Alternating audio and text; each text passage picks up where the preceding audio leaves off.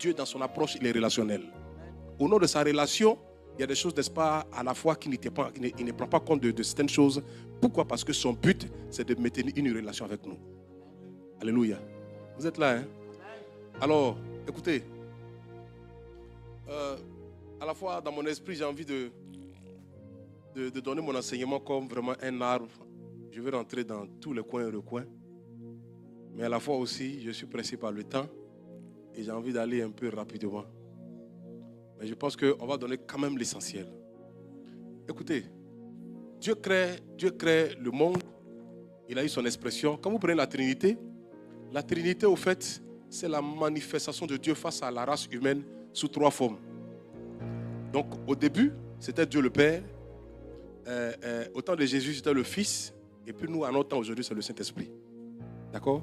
Mais c'est Dieu. C'est comme le corps humain. L'homme est fait de 3 parties. Corps, âme et esprit. Mais n'empêche que c'est l'homme. Même quand le corps se manifeste, on va dire c'est X qui se manifeste. Quand ton esprit se manifeste, c'est toi qui te manifestes. Quand ton âme répond, c'est toi qui réponds. D'accord? Donc c'est l'homme. Mais c'est Dieu sous 3 formes qui s'est manifesté. Aujourd'hui, il se manifeste sous la forme d'esprit.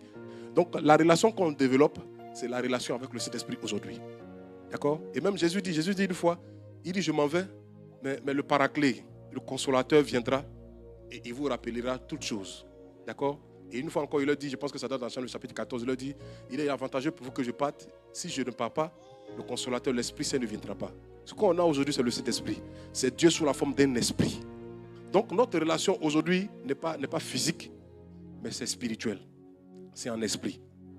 Alors, mais je vais vous apprendre quelque chose. Vous savez, toute chose, avant d'avoir son accomplissement physique, commence d'abord spirituellement. C'est pour ça que toute personne qui décide aujourd'hui d'avoir une intimité profonde avec le Saint-Esprit doit être spirituelle. L'Église aujourd'hui, malheureusement, est plus physique que spirituelle. On n'appréhende pas les choses spirituelles. On ne juge pas les choses spirituelles. On n'a pas, un caractère fort spirituellement. Toute chose avant son accomplissement physique est d'abord spirituelle. Peu importe les difficultés ou encore les défis auxquels vous pouvez être confrontés ici en France, en Europe, écoutez, vous devez savoir que la loi est immuable, elle s'applique à tous les continents. Toute chose avant d'avoir son accomplissement physique a commencé d'abord spirituellement. C'est pour cela, la petite exemple, c'est quoi? Vous pouvez avoir des choses dans votre sommeil. Ça, c'est en termes dans le niveau de la révélation, les dons de révélation, parole de connaissance, prophétie et consort, tout ça, discernement. Le plus bas niveau, c'est les songes que quelqu'un peut avoir. Ça, c'est le plus petit niveau, c'est le petit escalier. Tout homme ici a une fois eu un songe. Tout le monde. De vous à moi, il y a des songes que vous avez où on vous tape et puis vous vous réveillez, vous sentez ça. Alors que le songe, bon, je ne vous envoie pas à l'école, hein. Le songe, c'est l'esprit qui vit ça. Dans l'esprit, il y a deux entités. Il y a la conscience et il y a le subconscient. La conscience, c'est maintenant, pendant qu'on a les yeux ouverts. Le subconscient, c'est pendant qu'on dort. Pendant qu'on dort, notre subconscient, ça donne à une activité. C'est pour ça que souvent, il y a des endroits dans lesquels vous passez, vous avez l'impression que vous êtes déjà passé par là, en réalité. D'accord? Vous avez vécu ça spirituellement. Donc, ce n'est pas à banaliser. L'entité spirituelle, notre état spirituel n'est pas à banaliser. Souvent, quand vous êtes de mauvaise humeur, la mauvaise humeur commence dans votre état spirituel d'abord. Et puis, ça réjaillit maintenant sur votre état physique. Il y a des choses qui commencent d'abord spirituellement. La vie d'un homme commence spirituellement. L'homme est fait d'âme, d'esprit et de corps. 2 tiers spirituel, 1 tiers physique. Donc l'homme est plus spirituel que physique. La vie d'un homme est spirituelle. Tout passe spirituellement. C'est pour cela, écoutez, on gagnerait à développer notre état spirituel. Posez-vous la question, pourquoi les gens ils deviennent rosicruciens? Pourquoi les gens ils deviennent francs-maçons et consorts, tout ce que vous savez? Même sorciers. Ce qu'ils recherchent, c'est un niveau spirituel. Ils recherchent une force et une puissance spirituelle. Tout en sachant que le spirituel gouverne le physique. Le spirituel a plus de poids que le physique. Donc tout ce qui se réalise a d'abord commencé spirituellement. Donc si moi je développe mon état spirituel, il va se dire qu'il y a des choses que je vais pouvoir prendre physiquement. Donc si je suis fort spirituellement, je serai fort physiquement. Et là, écoutez, je me pose la question, est-ce qu'on pourra? Je suis encore dans l'introduction. Donc et là, écoutez, il faudrait qu'on soit d'accord là-dessus avant qu'on ne puisse engager le sujet. Vous êtes d'accord qu'on a besoin de relever notre état spirituel? Un jour, j'ai regardé un film, le titre du film, c'était Face aux géants. C'était un entraîneur de basket, tout ça. Je ne sais pas ceux qui ont déjà regardé. Et alors, vous savez, dans le sport du basket, il y a beaucoup de séquences. On peut demander des séquences de 15 secondes, de 30 secondes, de 45 secondes. Ils ont plusieurs. C'est l'un des sports où il y a beaucoup de pauses. Alors, l'entraîneur de l'autre équipe était mené à 2 points. D'accord? Et lui, il avait déjà épuisé ses pauses. Donc, il fallait que l'autre entraîneur devait avoir une pause. Et donc, lui, quand il était arrêté là, dans son esprit, il a envoyé son esprit en mission. Mais ce qu'il disait, il a envoyé l'information vers l'esprit de l'autre pour lui demander une pause, Parce qu'il avait constaté qu'il y avait une tactique de jeu qu'il avait besoin de communiquer à ses joueurs. Mais sans la pause, il ne pouvait pas la communiquer. Il ne pouvait pas crier ouvertement devant les gens. Et tout d'un coup, l'entraîneur de l'autre côté a dit, bon, je demande une pause. Il a dit yes. Et donc, il a donné rapidement. Et la tactique qu'il a donnée, son joueur a fait un panier de 3 points. Ils ont eu la victoire sur 1 point. Tout est spirituel. Et j'ai dit d'entrée de jeu dans mon exposé que la dame avec le serpent, c'était spirituel. C'était des informations qui venaient spirituellement. Et donc, puisqu'elle a accepté ça spirituellement, ça a réagi sur ton côté, ça l'a amené à poser l'acte physiquement. Et il y a eu la conséquence qu'il faut. Alors, on doit travailler sur notre état spirituel. L'église doit être plus spirituelle. Quand tu as donné ta vie à Jésus, c'est pour ça l'expression adéquate. Je pense qu'en Jean le chapitre 1, le verset 12, c'est un verset qu'on lira. Mais écoutez, il dit à tous ceux qui ont reçu la parole, elle a donné le pouvoir de devenir quoi? Enfants de Dieu. Et l'expression spirituelle qui traduit notre acceptation de Jésus dit que nous sommes nés de nouveau. Mais on en est où? Dans quel monde? On est dans un nouveau monde, un monde qui est très spirituel. D'accord? Alléluia. Gloire à Dieu. Alors, ça m'amène à vous dire que développer une intimité avec le Saint-Esprit commence d'abord par le fait d'accepter Jésus. Quelqu'un m'a posé la question de savoir, papa, comment on accepte Jésus? Je lui ai dit, c'est simple. Quand tu acceptes Jésus, le signe qui démontre que tu acceptes Jésus, tu comprends qu'il y a des choses qui ne te ressemblent plus. Ça ne me ressemble plus. C'est pour ça que la Bible dit, en 2 Corinthiens 5, 17, il dit quoi? Il dit, si quelqu'un est en Christ, il est une nouvelle créature. Les choses anciennes sont passées, toutes choses sont devenues nouvelles. Tu comprends qu'il y a des choses qui ne te ressemblent plus. Et là, Paul reprend ça en Romains le chapitre 12. Il dit, ne vous conformez pas au siècle présent, soyez transformés par le renouvellement de l'intelligence. Donc tu réalises que les choses ne te ressemblent plus. Si on était dans une église en Côte d'Ivoire, j'allais dire, quand tu donnes ta vie à Jésus, au fait, sans Jésus, tu es un gaou. Mais quand tu donnes ta vie à Jésus, tu deviens yéré. Ton esprit est travaillé, tu comprends qu'il y a des choses qui ne te ressemblent plus. Tu vois un peu, non? C'est ça, accepter Jésus. Donc tu réalises qu'il y a des choses qui ne te ressemblent plus. C'est tout. Amen, amen. Vous êtes là, vous êtes partis. Alléluia. Donc, écoutez, avoir une intimité avec le Saint-Esprit commence par le fait d'accepter Jésus. Tant que tu n'as pas accepté Jésus, tu ne peux pas engager une intimité avec le Saint-Esprit. Tu ne peux pas engager une relation avec le Saint-Esprit. En fait, c'est très privé. En fait, c'est une salle, une soirée privée, c'est fermé. C'est le code ou encore le dress code, le ticket ou encore tout ce qu'il faut. Je ne sais pas comment je vais vous dire ça. Mais écoutez, la condition, c'est accepter Jésus. C'est comme si c'est l'élément, n'est-ce pas, qui est le pied qui te permet pour engager, n'est-ce pas, ta relation avec Dieu. Il faut accepter Jésus de Nazareth. Sans ça, on ne peut pas avoir une intimité avec le Saint-Esprit. Gloire à Dieu. Alléluia. Je dis quoi? Développer une intimité profonde avec le Saint-Esprit. La première des choses, il faut accepter Jésus. Est-ce que vous pensez que vous avez accepté Jésus? Non, oui ou bien non. Amen est devenu un refrain. Souvent, une fois je donnais des coups. Bon, je n'ai pas le temps. Une fois je donnais des coups, j'ai dit, mais c'est pas tout le monde on dit, c'est pas à tout moment on dit gloire à Dieu. Alléluia. Alléluia veut dire gloire à Dieu. On était là. Il y a eu tel truc, le gars m'a piqué. Gloire à Dieu. Hey, quelle gloire à Dieu t'a piqué? Gloire à Dieu. Non, c'est pas dans tout on dit gloire à Dieu. Dis, et puis à la fin maintenant, là, quand il y a eu le miracle, tu dis gloire à Dieu. Alléluia. Alors, bref, j'étais en train de dire quoi déjà avant de toucher ce point-là? Moi, je fais exprès pour savoir si vous êtes connectés. Écoutez, l'église, c'est un centre de formation. Je suis à l'école, je suis le professeur Wonder avec mes élèves ce matin. Je donne mon cours en quelques 40 minutes, puis je suis parti. Peut-être qu'il y a un autre professeur qui va venir encore. Hein? Alors, écoutez, développer une intimité avec le Saint-Esprit passe par le fait d'accepter Jésus. Oui. Et l'acceptation de Jésus commence d'abord dans le cœur. Le cœur, c'est la chambre, ou encore c'est l'expression des sentiments les plus sincères. Que ce soit bon ou mauvais, c'est l'expression des sentiments les plus bons, les plus sincères, pardon. Donc ça commence par le cœur. Le cœur, il est un petit moteur, mais il gouverne tout. Il est comme le gouvernail pour un bateau. Un bateau sans gouvernail, il passe à la bête.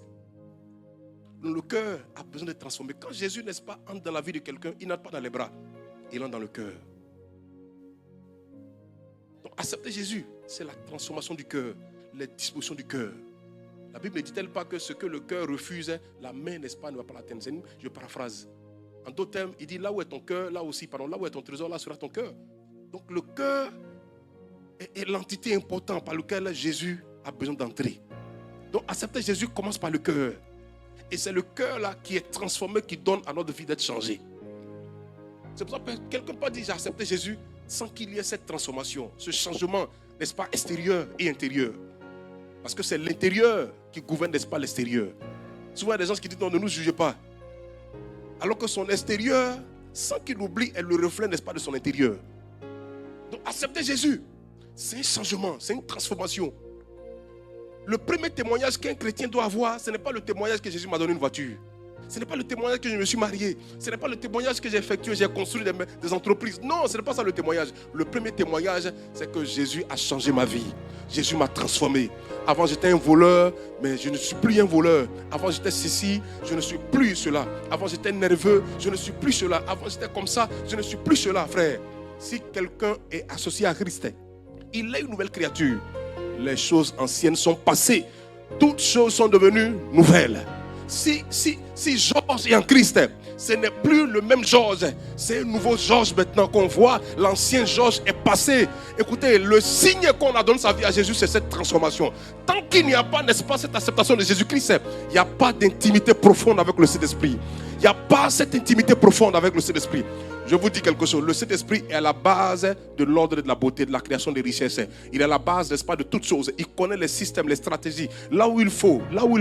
Les endroits dans lesquels vous devez vous mettre pour pouvoir prospérer. Il connaît tout. Il sait tout. On gagnerait, les amis, à entretenir une intimité profonde avec le Saint-Esprit. Mais le pas et la condition sine qua non, c'est mettre les pas, accepter Jésus de Nazareth. On a affaire aujourd'hui à l'église qui n'a pas encore accepté Jésus. J'étais en train de balloter dans mon message. Vous parlez un peu, n'est-ce pas, de l'expression de l'âme, traiter les blessures intérieures, tout ça. Mais écoutez, je pense que je vais faire un compile dans tout ça pour, n'est-ce pas, vous les présenter. Mais la première des choses, à développer une intimité avec le Saint-Esprit, c'est donner sa vie à Jésus. Non, je ne vous dis pas de venir à l'église. Venir à l'église ne fait pas de toi le chrétien. Amen. Celui qui a donné sa vie à Jésus. Non. Mais en plus de venir, parce que ton acceptation de Christ va te pousser dans la maison de Dieu. Quelqu'un a posé la question, je peux rester à la maison. Et puis non. Écoutez, quand tu as accepté Jésus, il va te pousser, n'est-ce pas, dans sa bergerie, dans la communion fraternelle. Parce que le fait, n'est-ce pas, de se frotter à l'un et à l'autre, n'est-ce pas, nous aiguise et nous encourage encore à maintenir encore dans la foi. Et c'est pour cela, une fois, Jésus a regardé Pierre, il lui t'appelle Simon. Mais tu ne seras plus appelé Simon, qui veut dire roseau, celui qui balance, mais tu vas être appelé Pierre. Et je priais pour toi, pour que lorsque tu seras converti, tu puisses affermir aussi tes frères.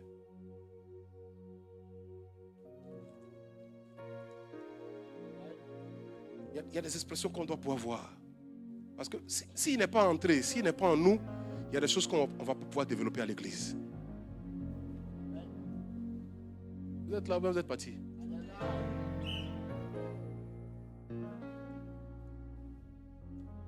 Regardez quelque chose.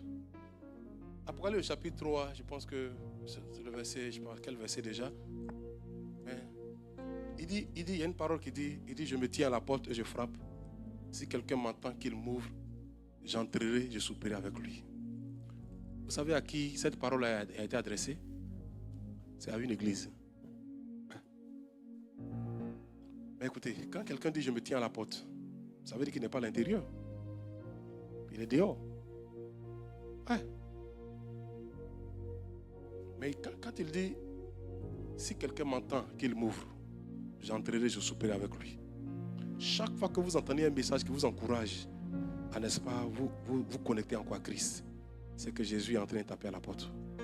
Peu importe le comportement de votre vie, il est en train de taper à la porte. Le fait de dire, si il m'ouvre, ça veut dire que s'il prend la résolution de dire, à partir d'aujourd'hui, je vais entretenir une intimité avec le Saint-Esprit. Je vais dépendre du Saint-Esprit. Nous, on est prédicateurs, on est pasteurs. Je vous assure, nous, notre vie, on dépend du Saint-Esprit. Si le Saint-Esprit dit non, bouge pas, tu ne bouges pas. Le Saint-Esprit dit, tu ne fais pas, tu ne fais pas. Il y a des choses, tu regardes ton appréciation, ton appréciation humaine te dit non, c'est bon pour toi. Et puis le Saint-Esprit dit non, tu ne feras pas. Dans mon exposé, je vais vous montrer comment on peut développer une intimité avec le Saint-Esprit. Comment? Mais de passage, je vous apprends que non, l'Esprit Saint, dans son approche, n'a rien à voir avec nos dispositions encore, notre manière de voir les choses. Souvent, il peut y avoir une affaire, ton cœur froissé. Et ta réaction humaine te dit non, il faut réagir. Ou encore ton cœur te dit il faut réagir. Et là, le Saint-Esprit te dit contrairement, il dit non, là tu pardonnes. Là tu laisses tomber. Écoutez, développer une intimité avec le Saint-Esprit, c'est beaucoup de sensibilité, beaucoup de sensualité. Oui, les amis. Un homme dans la Bible est devenu riche. Jacob, en moins d'un mois, il est devenu riche. Parce que le Saint-Esprit, par Dieu, lui a communiqué, n'est-ce pas, une sagesse. Vous êtes là?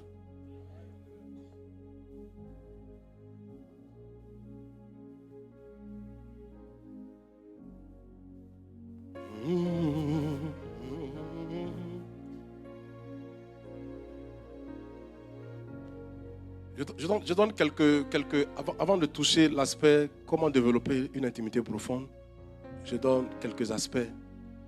Vous savez, quand vous êtes engagé avec Dieu, dans la relation que vous pouvez avoir avec lui, le premier niveau, c'est Dieu qui doit être notre Dieu. Oui, Dieu doit être notre Dieu. Jacob fuyait son frère. Quand il partait, arrivé en cours de route, je pense que c'est dans Genèse chapitre 28, il fait cette prière. Il dit à Dieu, si tu es avec moi, je te paye la dîme de tout ce que je vais avoir, mais tu seras mon Dieu. Amen. Le Dieu créateur du ciel a besoin d'être ton Dieu. La première base, très simple, c'est d'avoir Dieu comme notre Dieu. Quand Dieu te regarde, il veut que la première des choses, que tu le prennes comme son Dieu. Comme ton Dieu, pardon. Il veut que tu le prennes comme ton Dieu. Et là, je pense que Exode le chapitre 20, on n'aura pas le temps de lire, mais vous pouvez noter, Exode le chapitre 20, verset 1 jusqu'au verset 10, il dit, tu n'auras point d'autre Dieu devant ma face. Tu ne te feras point d'image taillée au-devant de moi. Vous voyez, Dieu retrace un peu face au peuple d'Israël le souhait de Dieu. Si vous voulez avoir une relation avec Dieu, le premier niveau, c'est que Dieu a besoin d'être votre Dieu. Qui est votre Dieu? Qui est votre Dieu? Dieu a besoin d'être votre Dieu. La deuxième chose, il a besoin de quoi? Dieu veut être un ami pour nous. Est-ce que le Seigneur est un ami pour vous? Jésus dit un jour en Jean le chapitre 15, il dit, je ne vous appelle plus serviteur parce que le serviteur, c'est pas ce que fait son maître, mais je vous appelle ami. Dans ami, il y a âme. Dans âme, il y a amour. Votre relation maintenant est une relation d'amour. Le premier niveau, après la relation, n'est-ce pas, de Dieu, notre Dieu, le deuxième niveau, c'est Dieu, notre ami. Ou c'est une relation d'amour. Il m'a donné, oh, je suis là. Il ne m'a pas donné, oh, je suis là. Je ne quitte pas, je ne fuis pas parce qu'il ne m'a pas donné. C'est une relation d'amour. Si on vous explique pourquoi on vous aime, c'est qu'on ne vous aime pas. L'amour ne s'explique pas. L'amour, tu aimes un point et un trait. Il y a des amours expliqués. Oh, quand je vois tes yeux, oh, le jour tes yeux vont avoir les rougeurs. Encore, ils vont dire Apollo. L'amour a disparu. Non, quand je vois ta forme, on ne sait jamais, la forme là, c'est comme le vent. Ça passe, ça peut disparaître. Le jour, c'est parti. L'amour s'en va. L'amour ne s'explique pas. On aime, on ne sait pas pourquoi on aime. Et l'amour que Christ donne, c'est un amour désintéressé. Il y a l'amour égoïste, il y a l'amour désintéressé. Quelqu'un une fois aimé ici? Oui, il n'y a pas de candidat.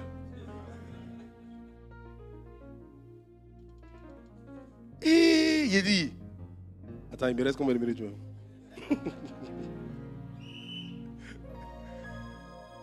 On était au quartier. Il y a deux histoires, je vous raconte comme ça. On était au quartier. Il y a une fille là. Oh non, les gars, elle est bante, bizarre, même façon. Nous, on était en train de dire, c'est là.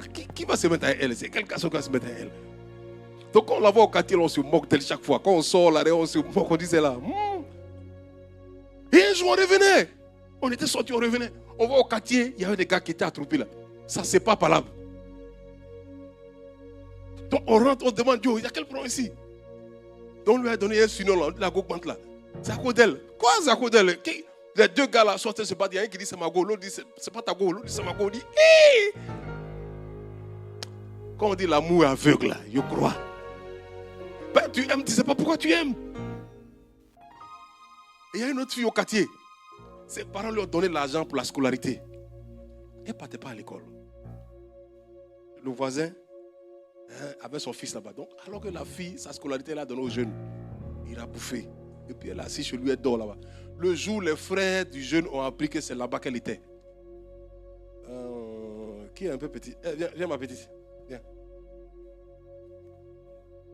Je veux trois personnes. Comme elle est un peu petite. Trois, comment venez. Portez-la. Trois. Portez-la. Pied. Bras. Portez-la. En haut, voilà. Portez-la. Marchez avec elle. Portez-la. C'est comme ça ils l'ont pris dans la maison. Et puis elle dit, laissez-moi, je vais rester. Je l'aime, laissez-moi, je vais rester. Hey!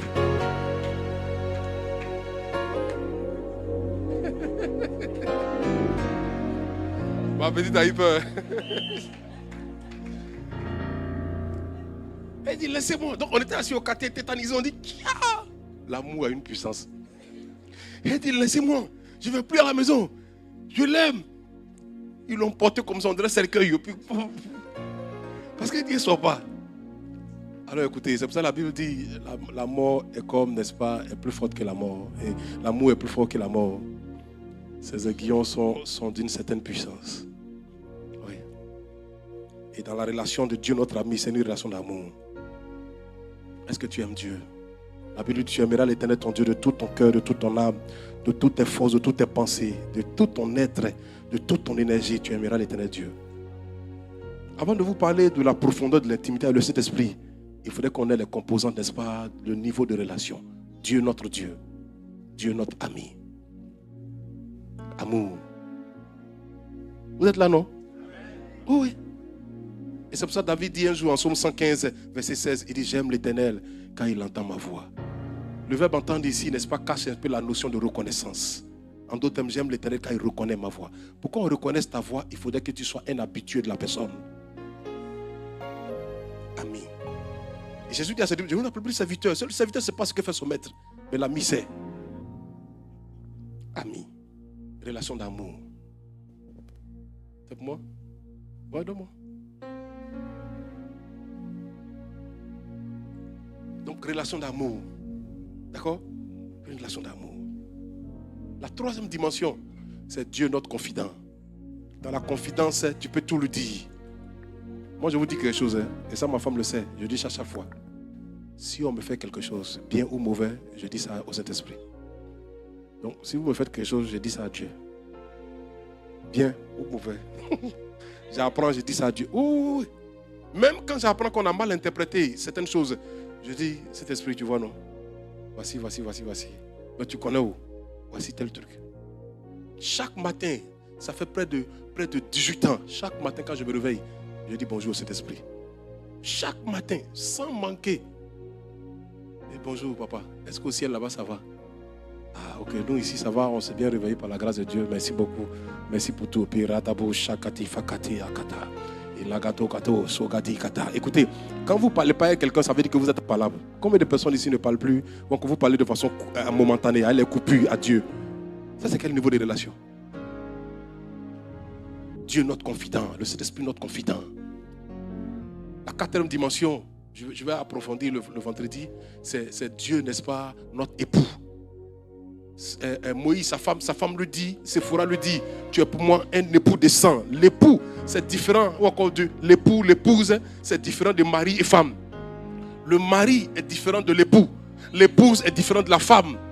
Oui, mon ami. Parce que l'époux, l'épouse, ça cache la notion, n'est-ce pas, du sacrifice, du sang. C'est pour ça que dans la vie, il y a des bons hommes, il y a des beaux hommes. Il y a des bonnes femmes, il y a des belles femmes. Il y a une différence. La bonne femme, c'est celle qui pense à demain. La belle femme, c'est celle qui pense à aujourd'hui. On fait camisole aujourd'hui, la chaussure aujourd'hui, tel truc aujourd'hui. Alors que l'autre, la bonne femme, quand elle voit 500 € à dépenser, elle dit, on peut prendre pour construire, on peut faire une entreprise, on peut faire comme ça. Ça là, on a besoin de... On peut faire comme ça, on peut couper comme ça. C'est pareil, les amis. Oui. Et Dieu, n'est-ce pas, un époux pour nous. La relation du sacrifice. Au point où tu es capable de te sacrifier. Tu as envie de manger pendant que tu es assis à table, tu es en train de faire ta prière pour manger, puis le Seigneur te dit, ne mange pas. Le petit dit, bon, ça va, mettez-la de côté. Ou tu as gardé de l'argent, tu te dis, non, c'est pour faire un projet, puis le Seigneur te dit, non, prends ça, fais une semence. Vous te dites, ok patron, j'ai compris. Tu t'en déposé. Époux. La 5e dimension, c'est la dimension, n'est-ce pas, du serviteur, du doulos. Le mot serviteur en grec, c'est doulos. Et Paul se présente en Romains, le chapitre 1, le verset 1. Il dit, je suis Paul, serviteur de Dieu, le doulos de Jésus, l'esclave de Jésus. Ou la relation où tu es un esclave de Dieu. Ou ta relation de serviteur, toi tu es un esclave. Ta vie ne compte plus, ton avis ne compte plus. Rien ne compte. Tout ce qui compte, c'est lui qui compte. Et il sera comme, n'est-ce pas, Jésus sur l'anneau. L'anneau, Jésus, les pieds de Jésus n'avaient pas de contact avec le pagne. L'anneau, n'est-ce pas, avait le contact avec le pagne. La relation de doulos, où Jésus monte sur toi, mais c'est toi qui prends les privilèges, les honneurs. Où il monte sur toi pour guérir les malades, pour ouvrir les sociétés, pour faire telle chose. Doulos, approfondir une intimité avec le Saint-Esprit. Comme un bon conférencier, un bon orateur, je vais vous laisser là. Avec, n'est-ce pas, la réflexion qu'il faut. Dieu vous bénisse. Amen. Et que la grâce soit avec vous au nom de Jésus.